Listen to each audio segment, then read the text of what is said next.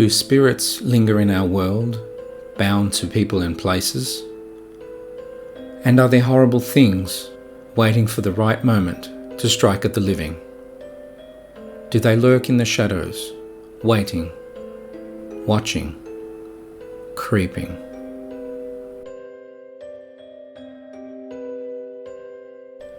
It came from the dark. USA, circa 2022. Location not disclosed. Raina loved the beach, and she had spent several hours there on one particular day in 2022. It was a long day, and Raina and her family arrived home late at night.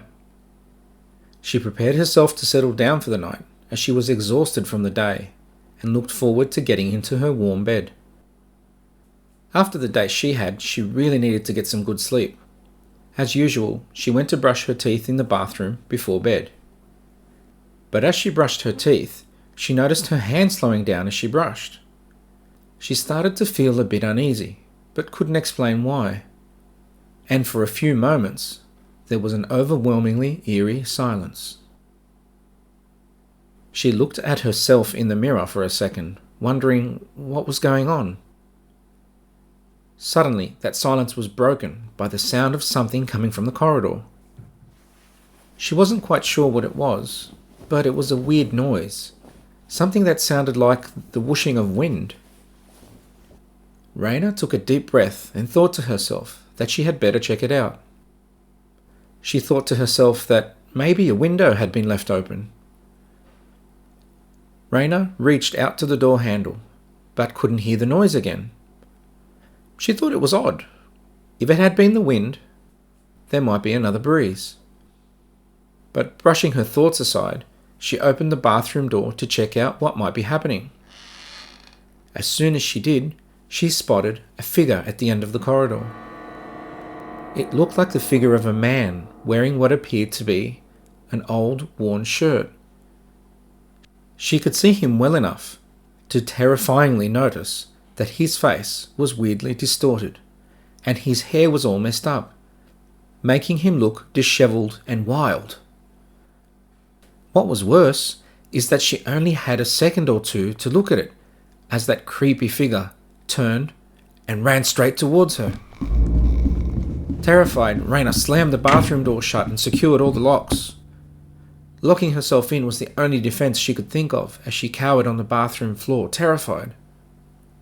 Not knowing what else to do, she sat there in cold silence, trying not to cry, for about 20 minutes. As she sat there, the terrifying moment played over and over in her mind. How that figure had run towards her. It seemed to almost stumble like something out of a bad horror movie. But at the same time, it seemed to simply glide up the corridor as it ran. She reimagined the whole incident. How she looked at its old shirt, its tattered old coat, and the expression on its deformed face. It had an angry expression and a crooked smile that flashed in the low light conditions, as if it were grinning as it had run towards her. She shuddered with chills as her heart and mind raced. Raina said that she was scared to death. Eventually, Raina, having heard no further noise, slowly opened the door to the bathroom and peeked down the corridor. Whatever it was seemed to be gone. She slowly crept to her room, keeping her eyes and ears open while her heart raced nervously. She said a very quiet prayer for protection and was glad that her room seemed to be clear of that thing. Her mind, however, was preoccupied with the room at the end of the corridor that this thing had seemed to be hanging around. She remembered that the door was still open in that room. After a while, she plucked up the courage and exited her room towards the other door. She went to close that room door quietly, but not before the disfigured face suddenly appeared again in that room. She screamed and slammed the door shut, barricading furniture in front of it so it could not be opened.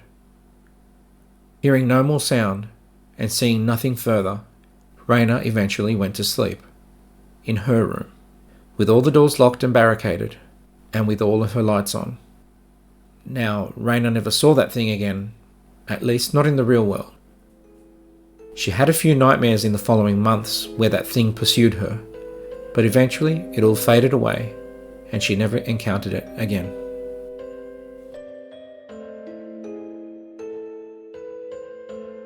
I just wanted to thank you all for being here and supporting this project. You guys are amazing. If you like my work and want to show your support, you can buy me a coffee at buymeacoffee.com. Just look for SOS Paranormal, or a link is in the description. Thanks again, guys, and now back to the stories. Babysitting 2, not 3. USA, location not disclosed, circa 2010. Paulina was only 14 years old and she was at school. However, she was responsible for her age and already had a little job babysitting the family next door.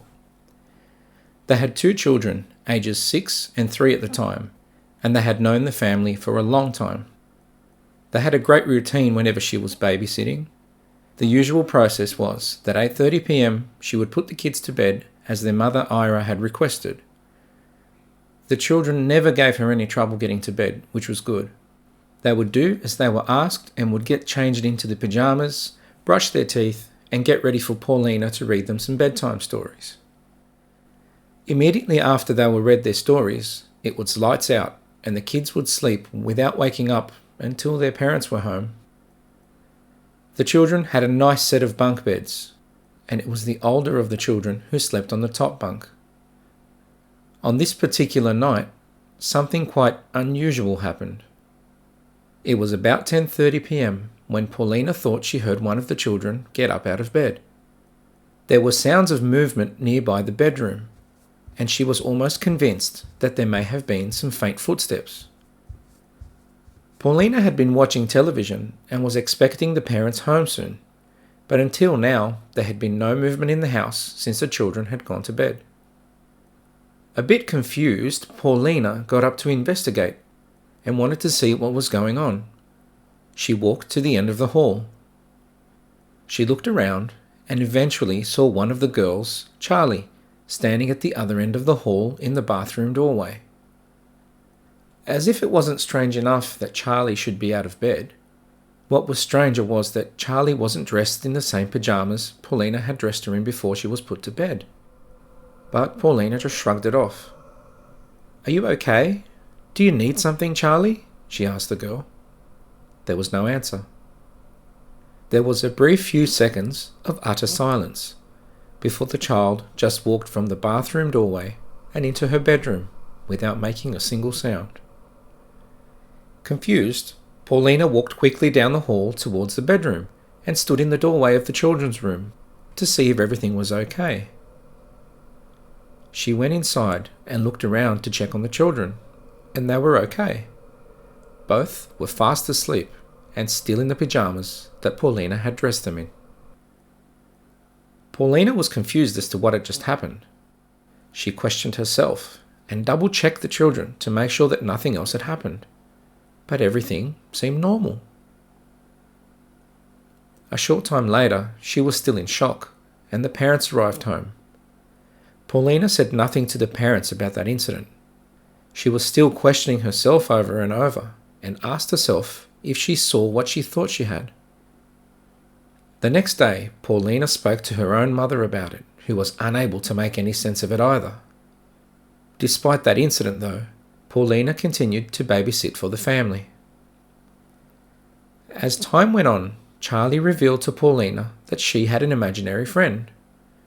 Her imaginary friend's name was Kathy, but that name was supposed to be a secret, and Paulina wasn't supposed to tell anyone about Kathy. Charlie's mother knew about the imaginary friend, but didn't know her name. Again, because her name was a secret. Paulina had no idea why the imaginary friend's name was supposed to be a secret, but she kept confidence and didn't tell anyone. A few months later, Paulina was called to sit for the children again, so that the parents could go to a movie mid-afternoon. Their father Sam, who had never been the most friendly man, was in a particularly sour mood that day. He didn't say hello to Paulina when she arrived, and then ignored her as they got ready to leave for the afternoon. When he finally spoke, he made a general announcement that he had things to do out in the garage while his wife finished getting ready. Paulina looked at Ira, the children's mother, and even at 14, she realised that Ira did not look like a woman about to go on a date with her husband. She looked like a woman quite distressed and about to cry. She asked Ira if she was okay, and that's when Ira broke down and started to cry. As well as this, she spilled the beans to Paulina, admitting she was not okay. Making sure that Sam was in the garage and out of earshot, and that the two children were also not around to hear, Ira spoke to Paulina in a hushed voice. Ira confessed to her that they were not headed out to a movie, and Paulina grew a little bit concerned. Through her tears, Ira told Paulina that before their eldest daughter had been born, they had had another child named Kathleen. Kathleen was 3 years old when she had passed away. And Sam had been so broken up about it that it changed his personality completely, and that he didn't allow anyone to even speak their daughter's name. It was such an emotional shock for the family that they had moved away from their old neighbourhood, their old church, and even all of their family. They had no pictures of Kathleen in their home, and it was something that had never been spoken about again. Ira was pregnant with the older girl Jenny when Kathleen had died, so her two little girls did not even know that they had an older sister. Today was Kathleen's birthday, and Ira and Sam were driving out to visit her grave. Paulina's young heart broke on hearing this sad story, and she felt so sorry for Ira. She could only begin to fathom the pain of her loss, the strain of the isolation, and the burden of keeping it all a big secret. Paulina tried to say what she thought were the right things, while Ira dried her eyes and tried to compose herself so that Sam wouldn't notice what was happening. Soon enough, as they were walking out the door, Ira called out loudly that they would be back from the movies in a couple of hours. Paulina closed the door and turned to go find the children who were playing outside. Charlie was outside playing, and Paulina realised that she was having a party of some sort out the back with her imaginary friend. Trying to be playful and happy for the children's sake after having heard such a heartbreaking story, she went outside to join the fun. It looked as if Charlie was having a pretend birthday party, and it looked like fun. Paulina walked over to join in, but stopped short in her tracks when she heard Charlie singing "Happy Birthday" to Kathy. A few weeks later, in private, Ira would show Paulina photographs of Kathleen, and she noticed and commented that she looked so much like Charlie. They could have almost been twins, Ira commented. Was Kathy still around and playing with her little sister?